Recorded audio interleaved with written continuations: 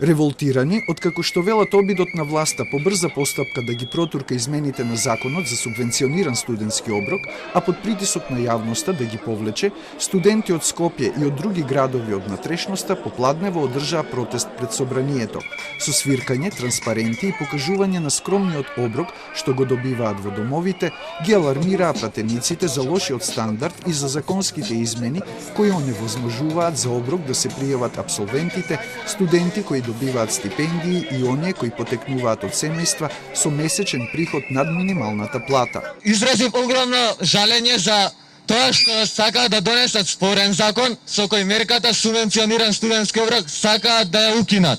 Доста е од газење по македонскиот студент. Со самиот факт што имавме таков предлог, ние бевме деградирани и понижени. Протестот го организираше движењето Студентски отпор.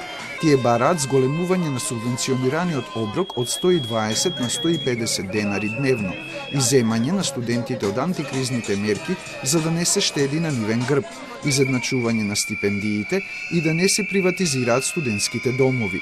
На попладневната средба во собранието за ново законско решение, со пратениците и министерот за образование, од Студентски отпор најавија дека ќе ги покажат и овие фотографии од студентскиот дом Стив Наумов. Го сметаме за еден од покруцијалните услови е комплетна санација и реконструкција на студентските домови, бидејќи условите се катастрофални и нечовечки. А од студентското собрание при УКИМ најавија дека на средбата ќе бараат апсолвентите и студентите со стипендии и понатаму да имаат право на оброк. Во предвид да бидат земени само примањата на студентите, со тоа што би сакале да направиме опција за преодна одредба, каде што најверојатно од 2024 ќе бараме секој редовен студент да биде корисник на студентски оброк, во предвид да не бидат земени бројот на положени предмети и освоени кредити.